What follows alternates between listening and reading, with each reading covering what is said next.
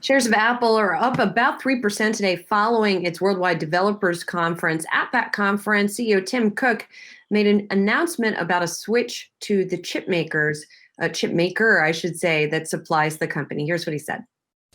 When we look ahead, we envision some amazing new products, and transitioning to our own custom silicon is what will enable us to bring them to life. At Apple, integrating hardware and software is fundamental to everything we do. That's what makes our products so great, and silicon is at the heart of our hardware. So having a world-class silicon design team is a game changer. So that's what Tim Cook had to say. Let's hear what Dan Howley has to say about that announcement. I mean, there had been a lot of speculation that Apple was going to move in this direction, but I keep wondering fundamentally sort of what this is going to change for their products. Yeah, this is something that, as you said, has been thought it was going to come down the pike for some time. What they're doing is they're moving away from Intel, which they had a relationship with for 14 years, and they're going to be using ARM-based processors of their own making. ARM-based processors are what you find already in the iPhone and the iPad, the Apple Watch. So they're no strangers to this. What they're doing now is moving it into the MacBook and iMac as well as Mac categories. What's interesting here is the ARM-based processors are known for their longer battery life, but they haven't really been known for high power. Now, we've seen in Windows laptops before that they haven't been up to snuff as far as competing with Intel on a performance level.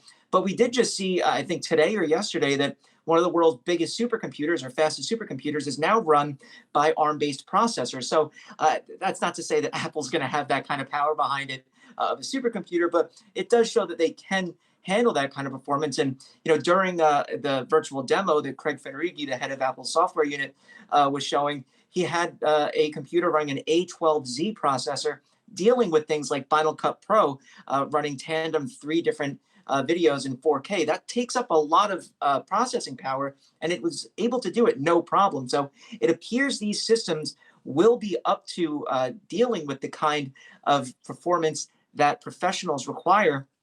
And that's especially important when you look at the fact that this will be coming to the likes of the iMacs and the MacBook Pro. So a smart move on Apple's part, especially because it helps to cut off a supplier and bring that portion of the business in-house.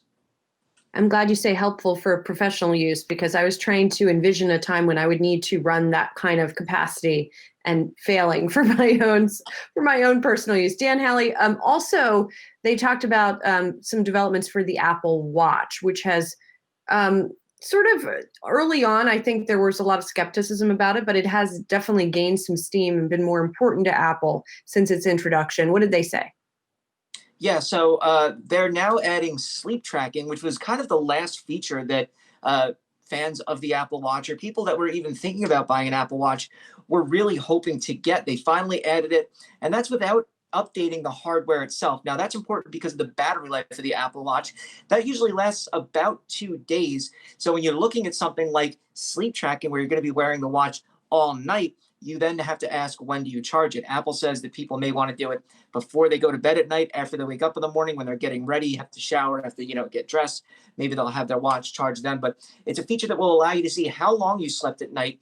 It will recognize how you sleep based on a preset bedtime that you'll set up, and then look for things like movements using the accelerometer, if you toss and turn, as well as micro movements through your respiration to know that you're actually asleep. And then in the morning, it'll give you a readout of how you slept compared to the previous 14 days and where that is. So it's definitely a feature that fans have been wanting for a long time. And in my opinion, this makes the Apple Watch the go-to smartwatch, hands down. I mean, it already was the best one out there, but this really kind of leads the competition in the dust because they may have already had that feature while Apple didn't.